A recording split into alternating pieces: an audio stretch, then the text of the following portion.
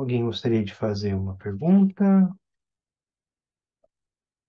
ou algum comentário? Gostaria, Enis. Só não sei se ela é muito pertinente dentro da aula de hoje. É o seguinte, ok, você consegue em meditação chegar a esse estado. E normalmente ele dura muito pouco, né?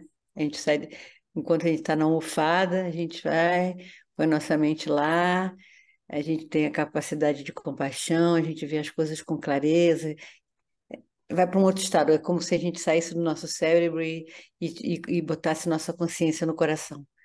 É assim que eu me sinto quando eu saio da minha prática formal. E eu venho fazendo uma observação, me colocando, observando quando eu perco isso, né? Qual é o gatilho que me faz perder esse estado de plenitude? Vamos colocar assim, eu vou entrar na minha vida normal, né? Normalmente eu faço as minhas práticas bem cedo, quando está todo mundo dormindo, e aí começa a interagir com família, né? Se não fosse karmático, não era família. E o que eu percebi é que não entra pelos olhos.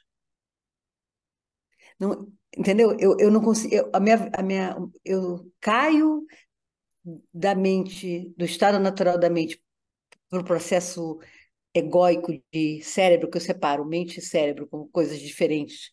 Eu sinto isso muito diferente de mim quando eu estou num estado consciente mental e quando é o meu cérebro julgador e querendo encaixar tudo dentro do que ele conhece.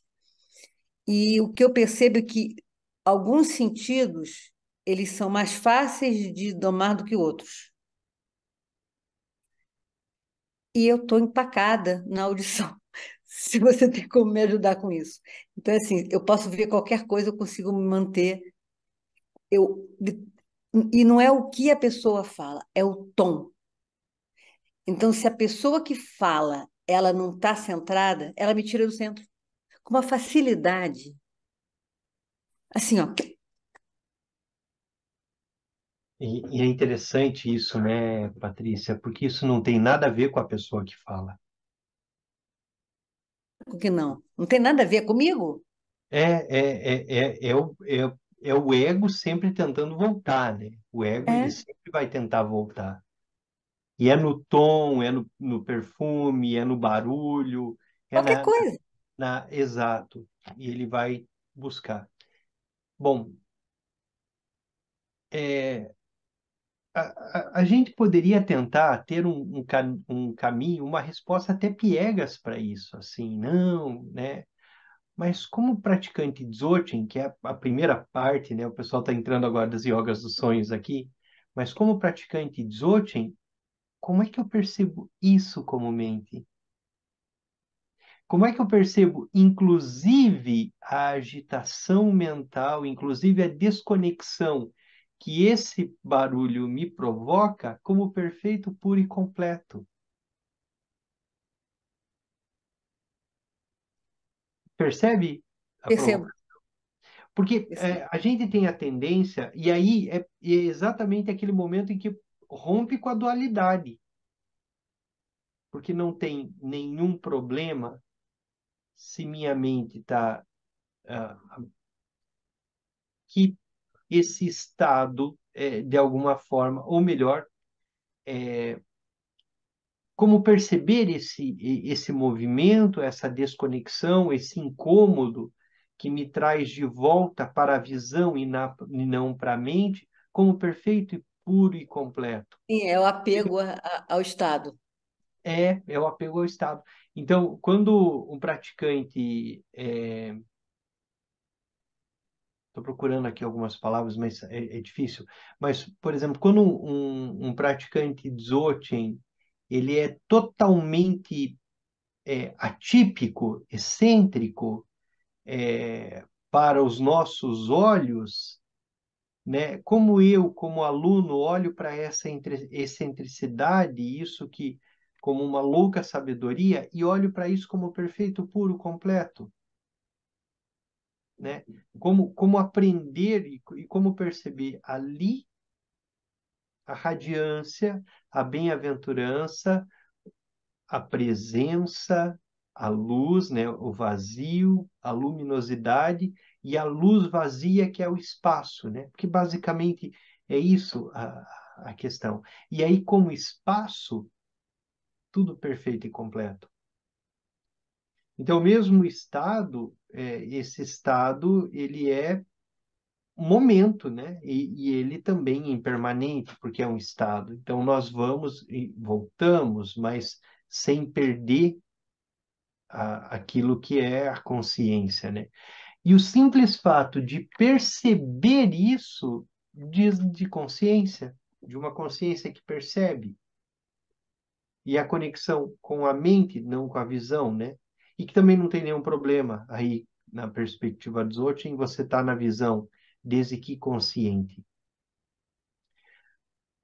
Tem uma série de discussões quanto a isso, se ser um praticante de Dzogchen é ser como um urso hibernando, né? E tá tudo bem, mas o que diferencia o praticante de um urso hibernando é consciência, ele é consciente, ele está consciente.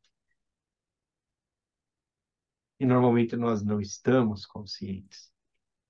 Então, estar consciente da raiva, de estar agindo com raiva, de estar agindo por raiva, é consciente. Não é que. Até consciência da culpa que vem depois.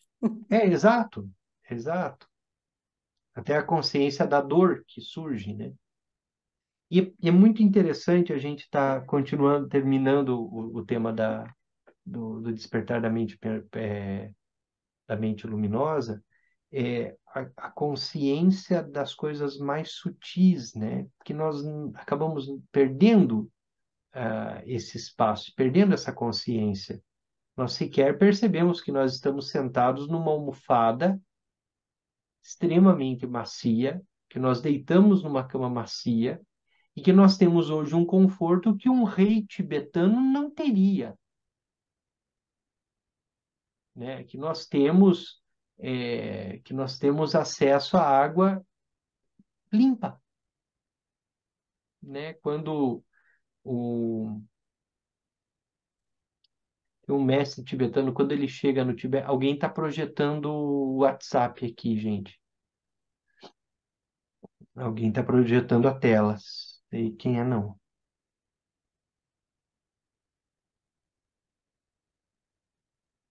É, eu acho que é a Lina está projetando sua tela, Lina. Quando, quando um mestre tibetano chegou no Tibete e ele percebeu que no Tibete existia uma água extremamente pura, né? E ele dizia, se vocês não tiverem o que oferecer, ofereçam água, né? Mas e exatamente para a gente também pensar um pouquinho sobre isso, né? A gente não tem a noção de todas as sensações que nós temos e que o simples fato de nós estarmos conscientes das sensações já é um avanço na prática, já diz da perspectiva de visão em mente, já diz da realização de visão em mente. Então, estar consciente da água do banho que cai, estar consciente, né? E isso se conecta muito em yogas dos sonhos, já entrando na yogas dos sonhos e do sono, que é basicamente a tomada de consciência, é estar consciente onde se está, estar consciente na sala, estar consciente no quarto, estar consciente no banheiro, estar consciente da dor, do calor, do perfume, porque é essa consciência, esse estar consciente, que nos permite, então, reconhecer o estado onírico. Eu estou dormindo, eu estou consciente, né? E é somente quando nós temos algum nível de consciência que nós conseguimos perceber no sonho as coisas grotescas que o sonho traz. E aí, nessas coisas grotescas que o sonho traz, nós conseguimos de alguma forma reconhecer aquele estado como estado onírico. Eu lembro de um sonho, não tem muito tempo, em que eu sonhei com a minha avó. Minha avó faleceu tem uns acho que uns 5 anos, mais ou menos, eu retornava na casa dela e ela estava sentada na cadeira de Vime em que ela ficava, em que ela sempre estava lá. E aí imediatamente falei, não, a avó já faleceu. Bom, se a avó já faleceu, tem alguma coisa, ou eu já faleci também, e estou encontrando a avó, ou eu estou no estado onírico. Então, é esse tipo de situação em que a gente consegue perceber, perceber, mas isso diz do desenvolvimento de consciência. Então, quando o Rinpoche ele começa os ensinamentos um pouquinho mais adiante em nosso estudo, para que a gente perceba o estado onírico, que nós estamos no sonho, isso passa pela percepção que nós devemos exercitar todo dia em tudo que nós fazemos. Ah, estou acordado. Ah, isso é calor, calor, sentir calor. Perceber o calor. Não, perceber o frio, perceber o perfume. Isso diz de consciência. Perceber o perfume, né? Perceber o toque da roupa. Então, essa percepção sempre aguçada do espaço, do lugar, de onde nós estamos, isso traz para nós consciência e permite cada vez mais consciência, o estado consciente, né? Assim, desperto, atento. Eu agora vou ter que dar uma declaração. Eu acho que essa minha percepção vem exatamente da prática da yoga do sono e dos sonhos que eu venho fazendo já há quase um ano. É, porque é uma prática de consciência, né? É uma prática de consciência, a prática de yogas do sonho e do sono. Então você consegue perceber, e nós vemos que uma realização, das manifestações da realização da prática é quando nós conseguimos perceber. Então nós conseguimos perceber a raiva chegando e o nosso estado mudando. Isso diz a consciência. Porque se nós não estamos conscientes, nós somos tomados pela raiva, somos tomados pelo apego, e imediatamente estamos gritando, sei lá, esbravejando, xingando. Não que um praticante não venha a gritar, esbravejar, sofrer com a raiva e viver tudo isso. A única questão é que ela é desperta, tem uma consciência, tem uma percepção, inclusive, de segui-la ou não. A raiva, a visão, não é maior que a mente, apesar de ser a própria mente, né? Então, como a visão é projeção, a visão é radiância, a visão é movimento, a gente pode mudar a visão, mas não é intencional. Por isso o Rinpoche chama atenção. Não adianta tentar você trazer um vício, né? Eu tenho alguma dificuldade, tenho algum vício para a prática e ficar tentando racionalmente modelar esse vício, modelar essa dor, modelar essa pessoa famosa, transformar ela em outra coisa, porque isso não vai resolver.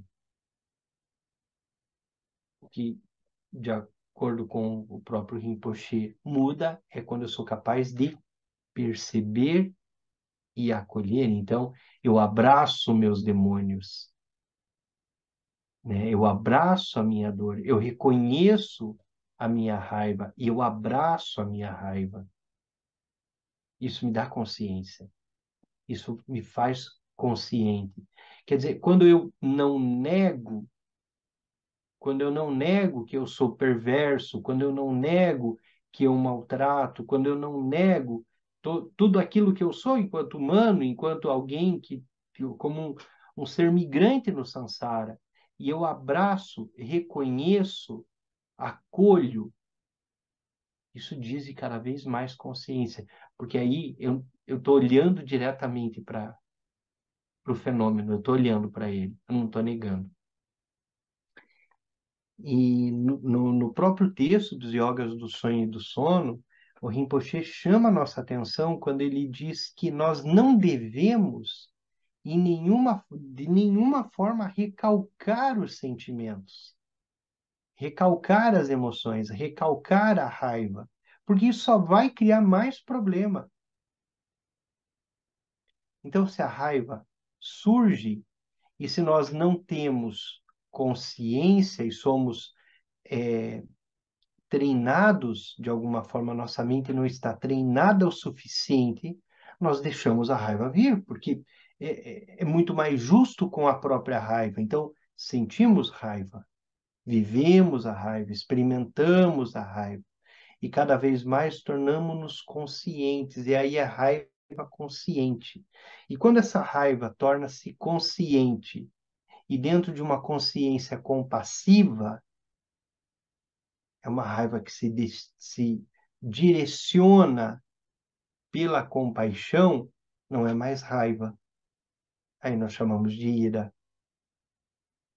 porque é a perspectiva violenta da ação raivosa, né, numa perspectiva do despertar, na perspectiva é, direcionada à iluminação. Esses dias eu postei numa rede social, sempre estou postando uma imagem, e eu postei um texto, eu não lembro se era do Tricor, Rinpoche, não lembro de quem era Yeshu Almo. E ali eu colocava alguma coisa sobre a mãe raivosa, né? A mãe irada. E alguém foi e comentou: as mães costumam ser iradas, né? As mães costumam ser iradas, só que é uma ira de compaixão. Então é um pouquinho isso, é diferente, tem uma outra pegada. Ficou bem claro. Obrigado. Denis, Oi, pois não, Sandra? boa noite para todos. Boa noite. Denis, eu acho muito difícil nós, nesse estágio que nós estamos, ter uma raiva compassiva, que é chamada de irada, né? Então, eu acho, assim, às vezes, para mim, é perigoso eu falar para mim mesma da raiva compassiva, justificando uma raiva, porque nós estamos ainda nesse caminho. E só os grandes mestres, eu acho, que podem ter uma raiva compassiva, que é a raiva irada, né? Nós, comumente, temos uma raiva-raiva. E aí Porque eu fico. não consciente, Sandra. Porque não É, consciente. não, eu posso até ter uma consciência que eu estou com raiva, e no processo da raiva, eu posso até soltar, porque eu já sei para Hum. onde ela vai me levar, a agressão, e eu sei que eu estou projetando no outro uma coisa que é minha, e eu posso soltar. Eu não chamo isso de raiva, irada. Eu entendi a raiva, eu vi ela nascendo em mim, já tenho uma prática de que não é o outro responsável pela minha raiva, é o que é o conceito que eu tenho diante daquela manifestação que me faz sentir a raiva, e eu posso dissolver, ok? Conseguir dissolver. Agora, nós estamos falando de uma raiva irada, que é uma raiva compassiva. Essa é difícil. Eu penso para mim mesma que ela é dificílima. E as mães que falam, ai, mãe está idealizando, porque eu sou mãe, né? E sei que muitas vezes eu vi a minha raiva subir e dissolver, porque eu não queria ser agressiva com meus filhos. Mas a raiva é, irada, eu Sandra, não tenho essa experiência. quando a gente olha para os ensinamentos que tratam exatamente desse tema, né? Eles colocam, os mestres colocam a perspectiva num certo crescendo. Eles colocam num certo crescendo. E, sim, e dividem isso em poderes, né? E são ali os quatro poderes. E o primeiro poder é o poder da tomada de consciência. O primeiro poder é o poder da própria consciência, do se reconhecer consciente. E eu diria que em muitas vidas talvez a gente não consiga chegar nesse primeiro ainda. Porque mesmo o segundo poder, que é o poder da compaixão, é o segundo poder, o primeiro é o poder da consciência. Estou consciente, estou aqui, consciente, presente. Veja que nós estamos o tempo todo trabalhando perspectiva da presença. sim, Estamos conscientes no corpo. Então, talvez a gente objetivamente não consiga nem realizar esse primeiro agora, sim, nessa primeira vida, nessa existência, ou sei lá em quantas a gente está tentando. Mas esse é o primeiro. O segundo poder é o poder da compaixão. Então, uma vez que tem consciência, o segundo poder é o da compaixão. E Sandra, esse poder, a compaixão, é tão difícil quanto o primeiro. é Porque isso que eu sinto e estou te falando, compartilhando, é, porque assim, nossa, a, essa irada, né, que é a raiva com a compaixão, pelo amor de Deus, é difícil demais. mas a compaixão já é difícil demais. Porque até que ponto nós estamos agindo com compaixão, efetivamente, até que ponto nossa mente está voltada para a compaixão em tudo aquilo que nós fazemos? Ou é nosso ego querendo demonstrar alguma coisa? É Eu o sei que eu tempo posso estar, todo, né? eu sei que eu posso estar dificultando muito a vida, inviabilizando a prática, mas a própria compaixão, a própria perspectiva da compaixão, ela já é uma perspectiva de uma mente desperta, de uma mente que vai é, o tempo todo se trabalhando, se construindo.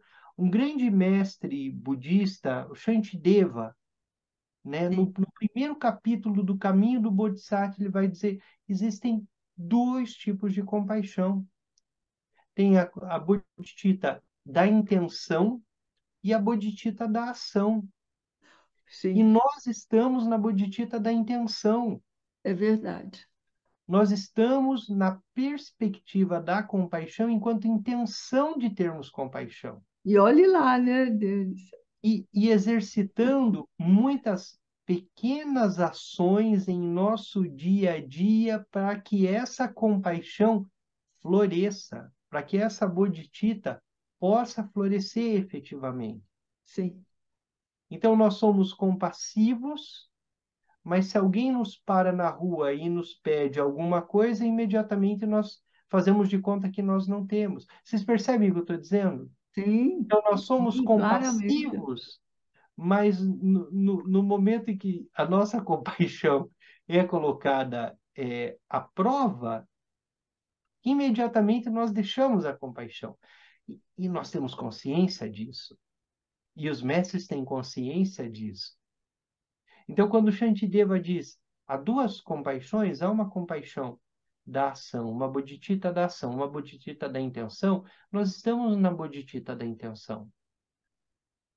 Nós estamos no caminho, nós estamos intencionando. Então, quando nós praticamos, nós evocamos a mente do despertar, a mente da compaixão, quando nós fazemos as práticas. É, só que tudo isso é para que a gente se coloque no caminho, para que a gente se coloque no caminho. O terceiro poder, percebam que esse ainda é o segundo. Se nós já desenvolvemos consciência, se nós já desenvolvemos compaixão, aí vem o quarto poder, que é o poder incrementador, o poder das deidades amarelas. E o que os ensinamentos dizem? Esse poder é para o poder já que já ultrapassou a compaixão, não que tenha como ultrapassar, mas assim, Uhum. é o poder do incremento. Eu só consigo incrementar efetivamente alguma coisa num nível extremamente elevado. Para depois o quarto poder, que sim, Sandra, é considerado o poder mais difícil,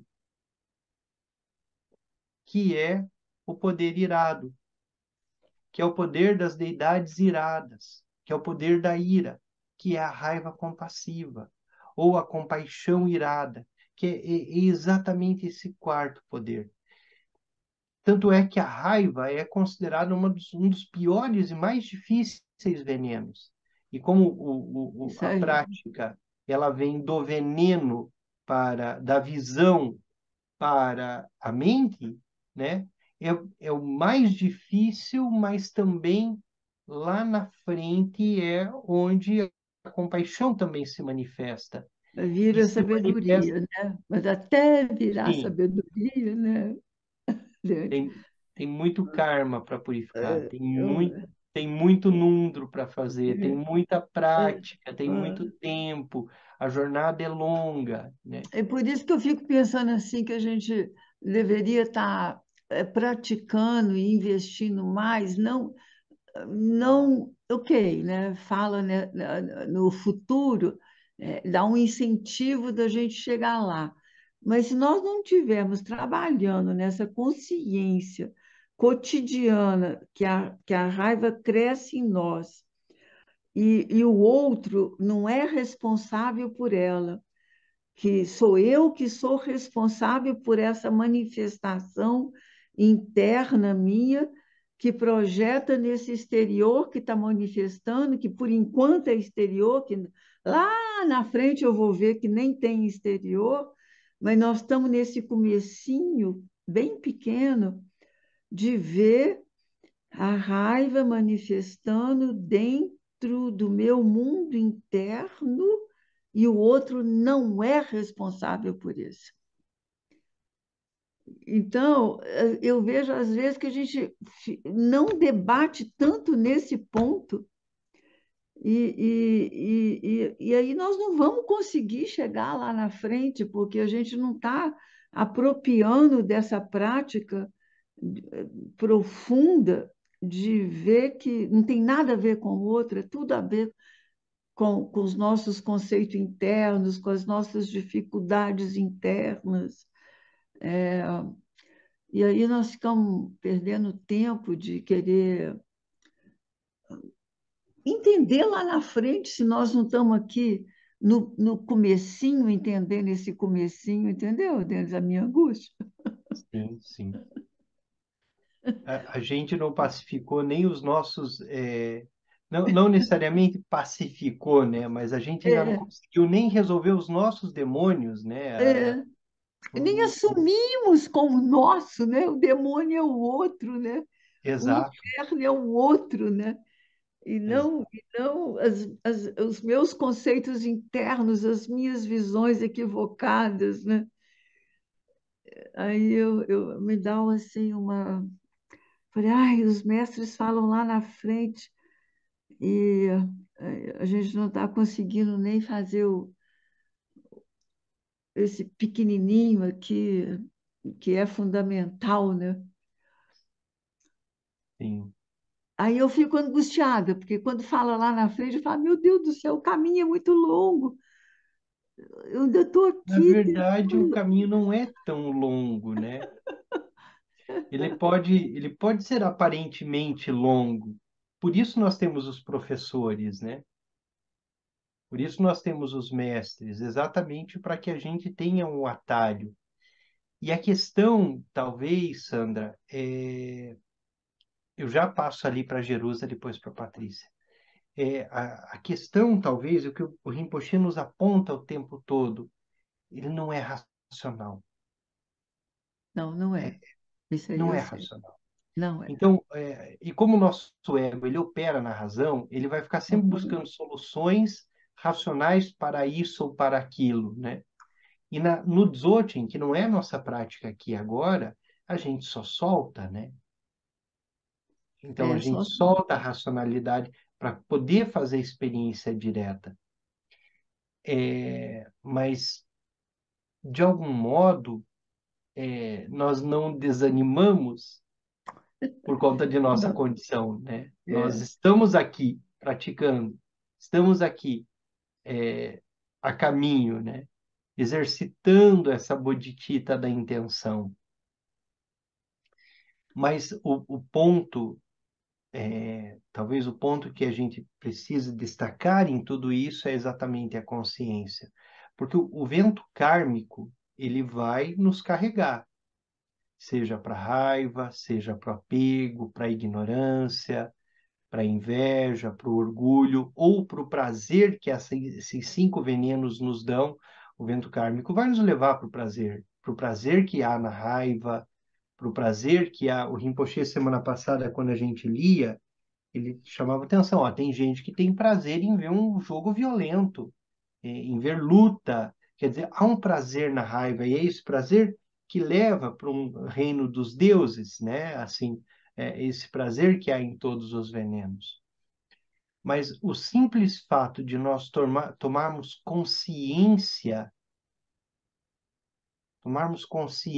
de que somos ignorantes, tomarmos consciência de que somos movidos por raiva, apego, inveja, o simples fato de quando essas emoções, esses sentimentos surgem, a consciência chama atenção, a gente já deu um grande passo. Porque já se abriu a porta para a saída. Pode levar muito tempo para sair, mas a luz da consciência é a luz que ilumina o processo. Então, há uma perspectiva, né? A luz da consciência, ela abre essa perspectiva.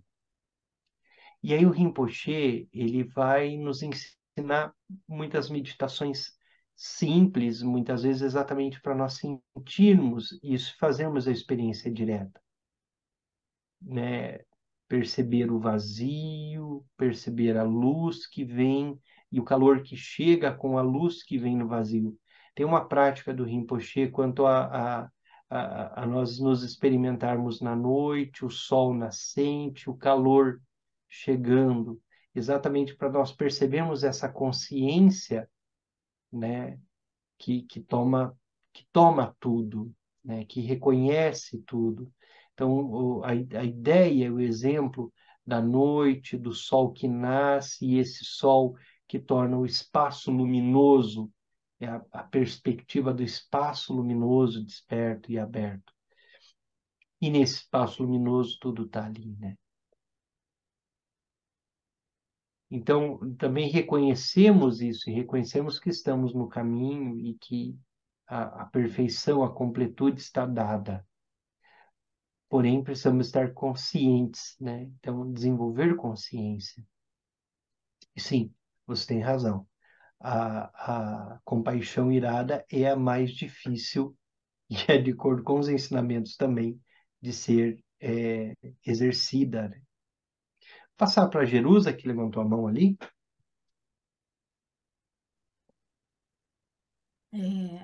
É o seguinte, eu tenho achado, desde que eu comecei a entrar assim nessa visão budista, eu tenho achado o tipo de discriminação que faz das coisas assim muito interessante e assim tem me ajudado muito, sabe?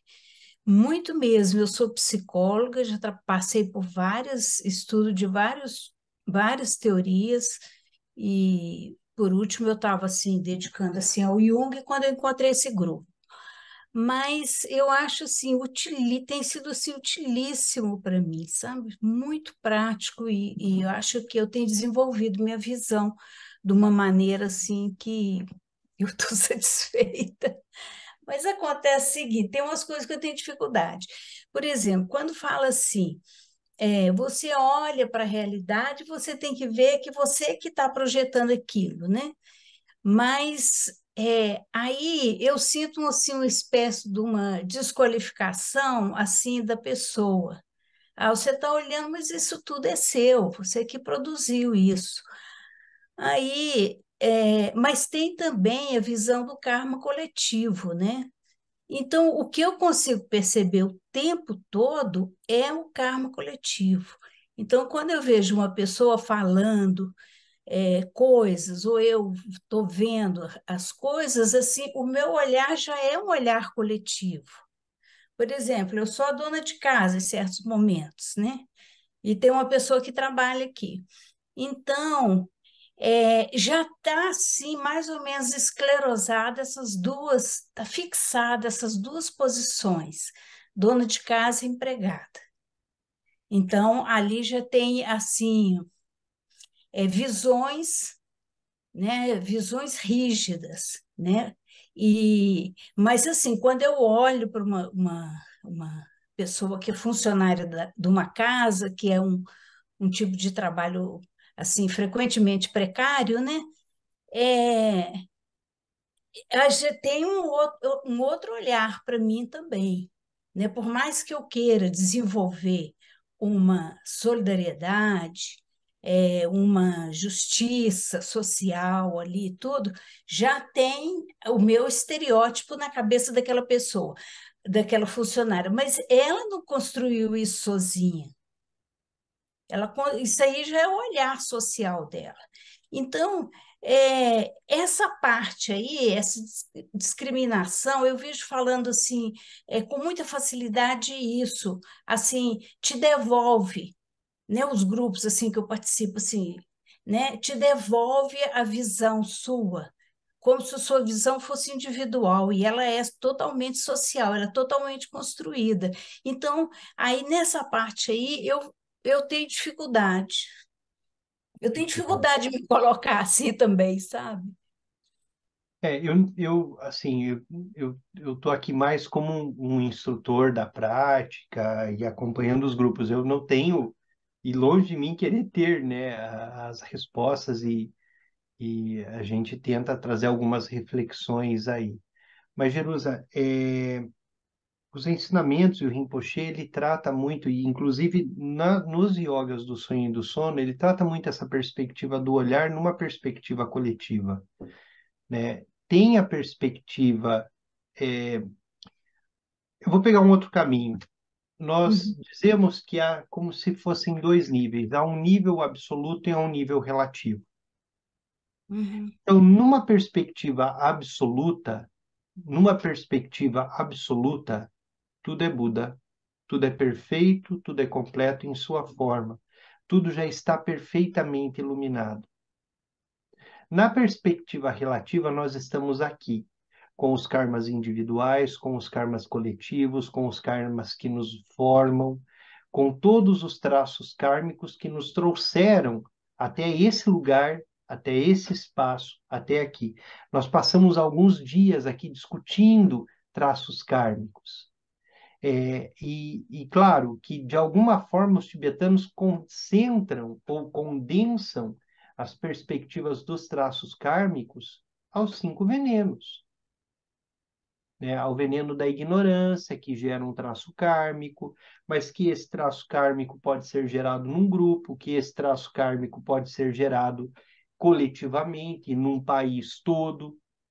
Então, o traço kármico da raiva, a depender de onde nós nascemos, como nós vivemos, com quem nós convivemos, esse traço kármico passa a ser uma consciência coletiva. As pessoas uhum, agem com raiva, se movem no espectro da raiva, são belicosas, percebe? Então, de algum modo, há uma perspectiva do traço kármico, mas que incide naquilo que nós talvez possamos dizer que é ego, a consciência do eu, esse eu que surge. Então, esse eu que surge, e aqui o Rinpoche vai chamar nossa atenção, porque eu posso fazer uma leitura de visão é mente, daquilo que você estava dizendo, visão é mente, a partir do ego. E essa leitura a partir do ego é essa leitura que carrega todos os traços kármicos, porque é uma leitura da superfície da mente. uhum, Mas é a leitura do mundo relativo, é onde as coisas estão acontecendo, certo? Um uhum, Buda não tem um olhar relativo, o Buda tem um olhar absoluto. Então, ouro ou, sei lá, barro, lama, para um Buda é a mesma coisa, porque é um olhar absoluto, certo? E é claro que se há esse karma individual, coletivo, de alguma forma agindo nesse aspecto, a forma de ler o mundo, as relações, as coisas que estão aí, elas vão ser permeadas, sim, pelos cinco venenos, pelos traços kármicos e por tudo aquilo que ali se consolida. A grande questão é como nós olhamos para isso tudo a partir da consciência e como essa nuvem de miséria reunida, essa nuvem de sofrimento, que é o próprio ego, se dissipa, né? Então, a questão é como isso tudo se dissipa, porque senão nós corremos o risco, um pouco antes a gente discutia, o Rinpoche ele trata de dois egos, né? De um ego reativo e de um ego que é até mais esperto, né? Aquele ego esperto que ele vai, um ego reativo, ele olha para a dor e vai ficar reclamando da dor que surgiu. Um ego mais esperto, ele fala, opa, eu não posso reclamar da dor, eu tenho que aprender com a dor. Então, ele constrói algumas coisas, mas ainda está na perspectiva do ego. A perspectiva da consciência é essa perspectiva mais desperta, ou melhor, livre, aberta, né? Aberta. Agora, como experimentar isso?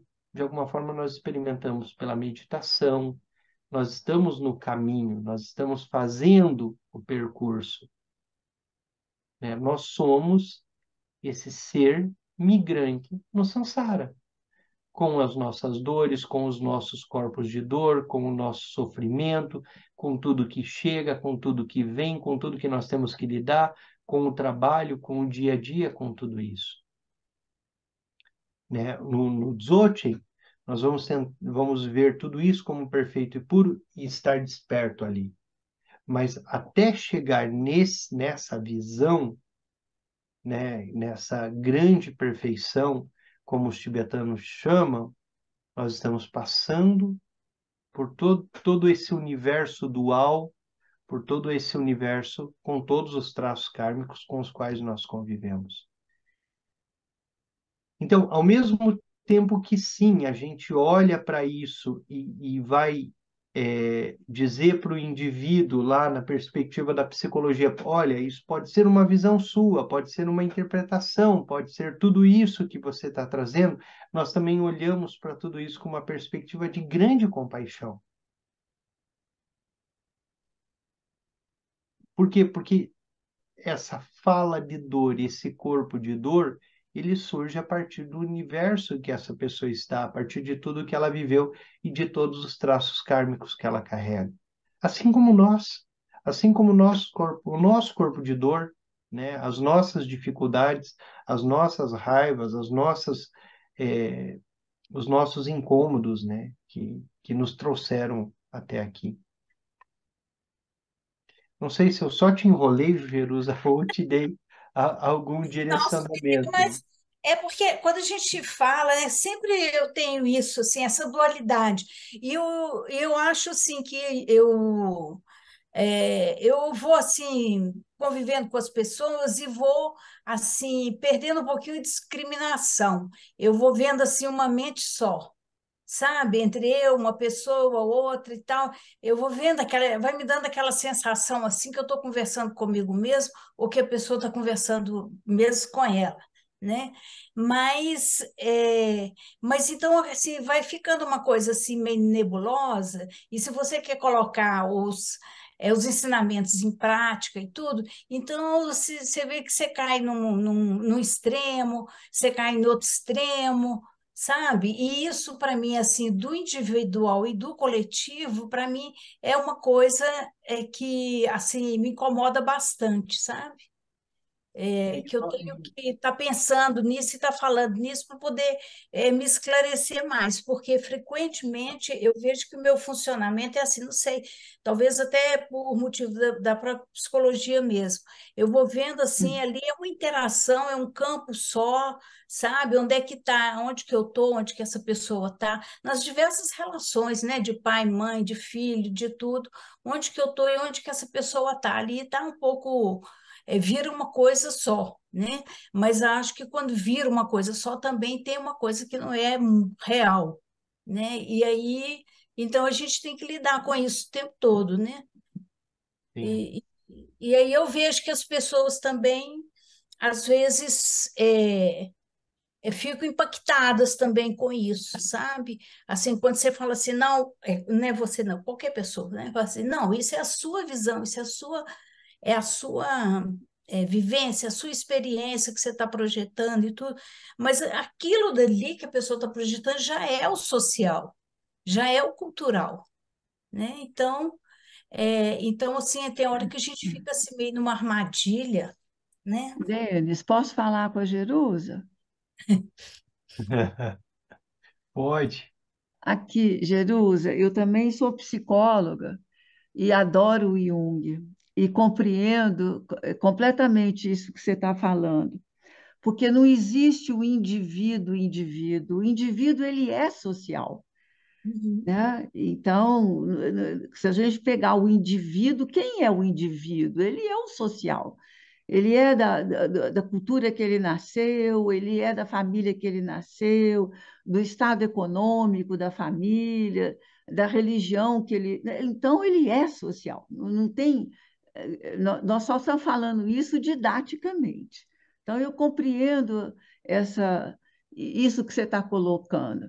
Agora, na perspectiva, tem uma outra, de que eu introjetei como indivíduo social um tanto de coisa, conceitos, né, e verdades que fazem parte desse social que eu estou inserida. Que a mente é coletiva, ela é, ok, né? Mas nós temos traços que nós pegamos dessa mente coletiva, no meu entender. Então, o que que acontece? Na hora que, vou dar um exemplo bem banal, na hora que eu estou andando na rua e eu vejo um menino pardo vindo em minha direção, todo o meu conceito interno faz eu achar que ele pode ser um, um ladrãozinho. E aí eu fico com medo. Uma outra pessoa pode nem estar reparando nele, ela está olhando o céu e nem sente nada. Então, essa vivência diante de uma manifestação externa, ela é individual. Certo. Então, é essa a diferença que eu vejo, que tem o individual, que é uma manifestação interna diante de uma manifestação externa, né? Eu tive essa experiência. Uma vez eu estava saindo do consultório muito rápida para um horário de almoçar e meu óculos tinha quebrado. E eu fui correndo na ótica para poder ver se eles colocavam o pininho para arrumar meu óculos. E nisso, uns 10 meninos me envolveram. Ô, tia, tia, me dá um dinheiro aí, me dá um dinheiro aí. E eu falei, ai, meus amores, eu estou sem dinheiro nenhum. Eu estou aqui com meu óculos na mão, correndo, sem almoço para consertar. Aí, então tá, tia, então vai com Deus, vocês também. Quando eu cheguei na ótica, a ótica estava trancada, era de vidro, mas estava trancada. Todo mundo lá dentro, e eu bati e falei, ué, vocês não estão funcionando, e eles abriram e falaram assim, você passou por um arrastão, nós estamos aqui trancados, porque esses meninos são 10 pivetes que estão andando aí, arrastando todo mundo. E eu nem tinha visto que eles eram isso. Então, essa manifestação interna, ela faz a gente ter uma experiência externa diferente. Então, eu acho que é isso que nós estamos falando, desse indivíduo que é coletivo, mas tem uma manifestação individual diante de uma manifestação externa, e que aqui no budismo, quando a gente estiver bem adiantado, nós vamos ver que não tem nem o interno nem o externo. Mas nós não estamos nesse ponto ainda. Eu Agora, não sei se, é, eu não sei se foi petulância minha não, tentar Sandra, conversar com a Jerusa, né? ajudou bastante. E traz um ponto importante relacionado diretamente a yogas dos sonhos. Porque quando a gente desperta na experiência do sonho, não há interno e externo. Consegue perceber? Porque quando você está ali no sonho, na experiência do sonho e consciente dele, tudo aquilo ali é uma coisa só. É a consciência que conhece, é a consciência que experimenta todos os fenômenos ao redor. E não pensem que no sonho a gente não carrega os traços kármicos também coletivos. Então, na experiência do sonho, a moralidade coletiva está lá, porque nós somos também frutos dessa construção. Então, nós nos deparamos com coisas no sonho que aquilo que é o construto coletivo da nossa formação, da nossa educação, ele chega no sonho e ele está ali ainda, como um traço kármico, como um karma coletivo, como uma experiência coletiva. Então, o Rinpoche ele vai trabalhar com a gente muito a perspectiva da purificação dos traços kármicos. Porque, de alguma forma, essa construção coletiva, ela pode não nos permitir, se esses traços kármicos não forem purificados, ou melhor, se eles não forem se tornarem conscientes, e se nós não os abraçarmos, não negando, mas abraçando, acolhendo, esses traços kármicos eles podem ficar para nós como impeditivos em nosso fluxo mental. E aí nós não experimentamos. E aí nós não fazemos a experiência direta. Então, a purificação dos traços kármicos no para o yogas dos sonhos e do sono, ele é extremamente importante. Exatamente para que lá, na experiência do sonho, nós possamos fazer as experiências mais sutis dos quatro poderes. Então, quando nós tratamos aqui dos quatro poderes há pouco, lá na experiência do sonho, nós vamos ter a experiência do sonho nos quatro poderes. A experiência de poder, a experiência de compaixão, a experiência de incremento e a experiência de ira, utilizando para isso a meditação nos chakras em quatro chakras específicos. Patrícia, tá contigo.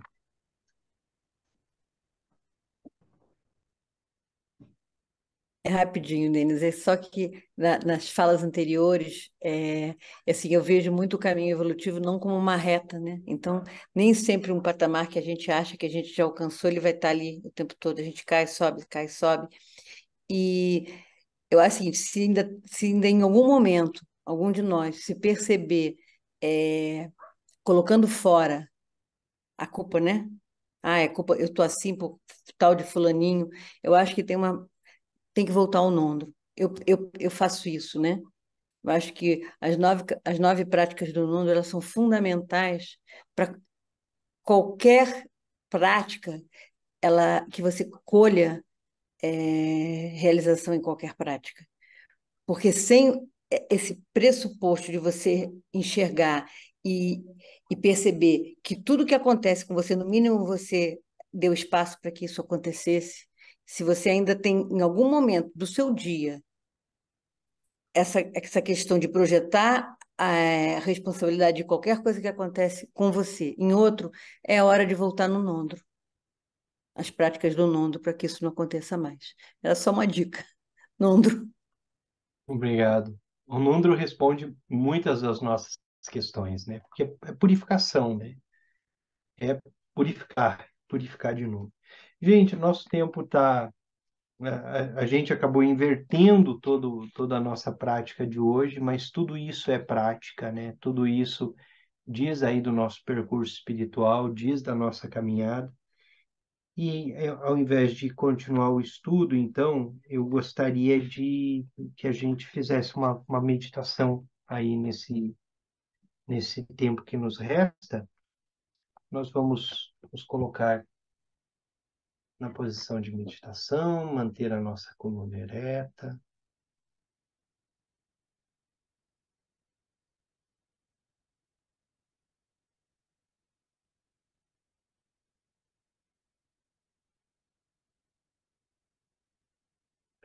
Vamos perceber aí o ar que entra e sai por nossas narinas.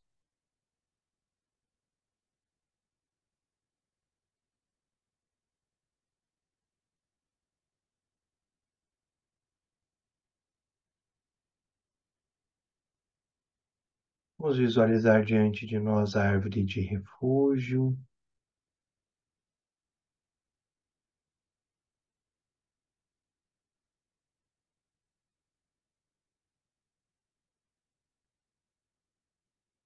Desde Dharmakaya Kontonzampo, Teze Wangyal Rinpoche.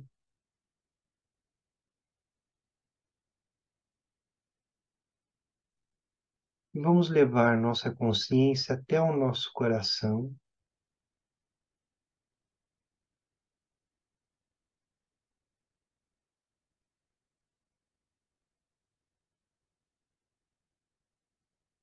Em nosso coração, uma esfera de luz azul, de um azul límpido, como um céu claro, sem nenhuma nuvem, só uma abertura profunda de espaço.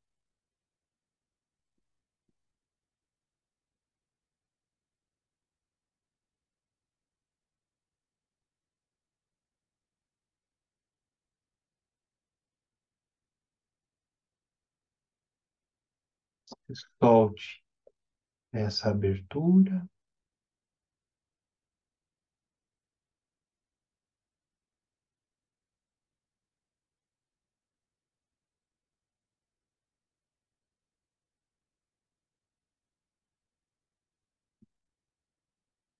Visualize que desse tigre, dessa esfera de luz azul espaço, dessa abertura no seu coração, projeta-se diante de você a deidade de sua devoção,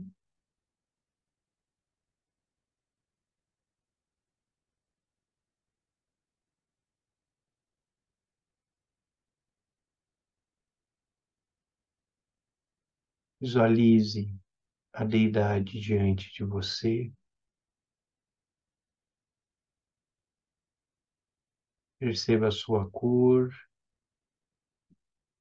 o calor da presença da deidade, forma, os detalhes, e ela se manifesta de forma translúcida.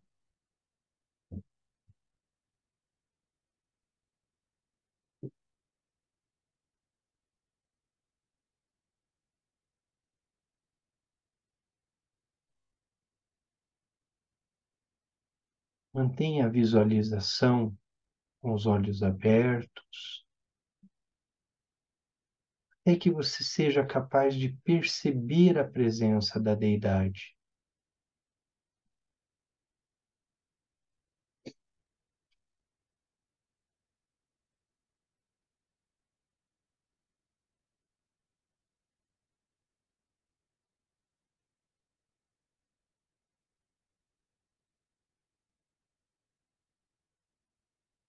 Da testa da deidade emana uma corrente de luz branca em todas as direções.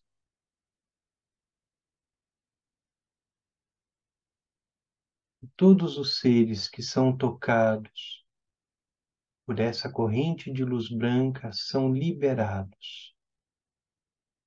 Sinta que essa corrente de luz toca também a sua testa.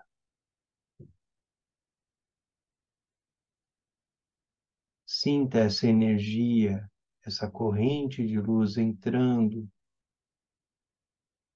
pelo espaço entre seus olhos na testa, perpassando pelo seu corpo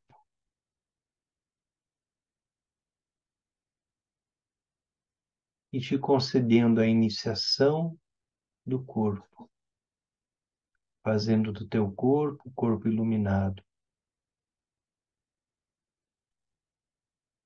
Visualize que da garganta da deidade brota uma corrente de luz vermelha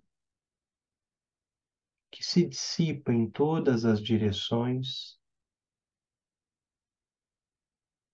toca a sua garganta, fazendo de sua fala fala iluminada, perpassa por sua garganta e continua em todas as direções.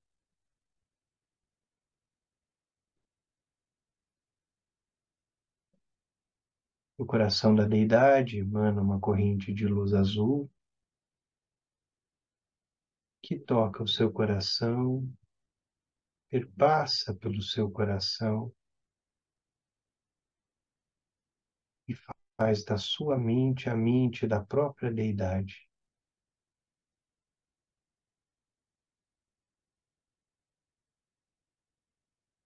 Sinta essa corrente de luz,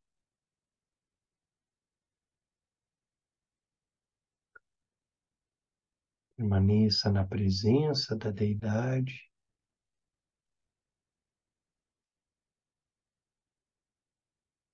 Visualize que essa esfera de luz, a deidade, se torna uma esfera de luz diante de você.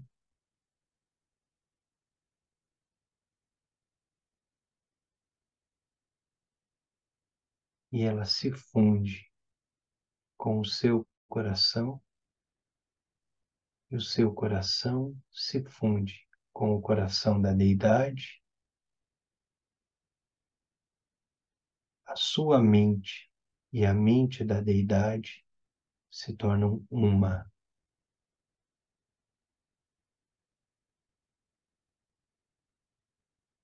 Por um instante, relaxe sua mente na mente da deidade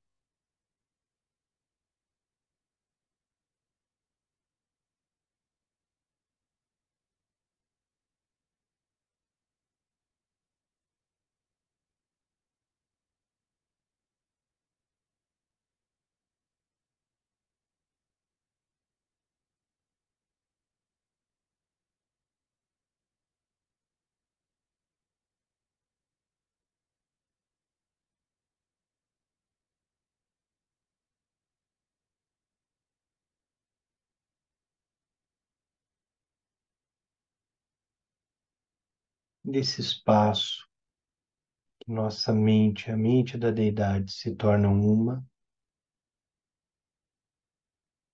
Nosso corpo é reconhecido como o corpo da deidade, a nossa fala como a fala da deidade, a nossa mente como a mente da deidade.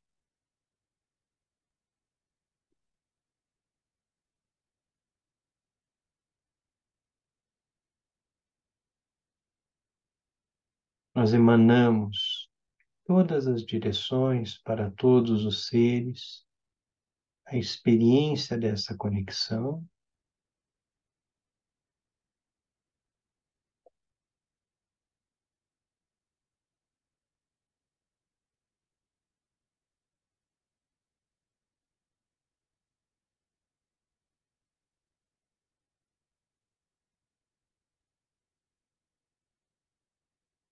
E nessa base da mente,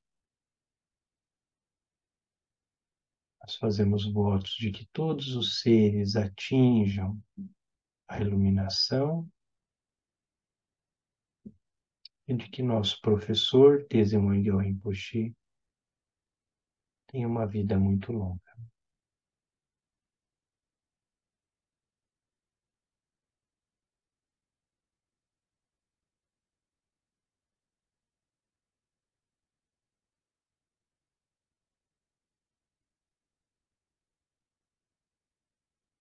Boa noite a todos. E semana que vem nós continuamos com o estudo.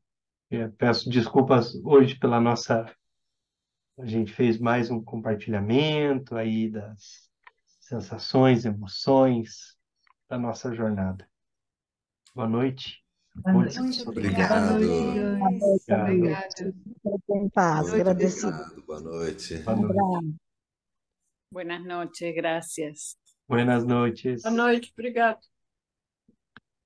Muchas gracias. Hasta la próxima. Hasta la próxima. Muchas Muchas gracias. gracias.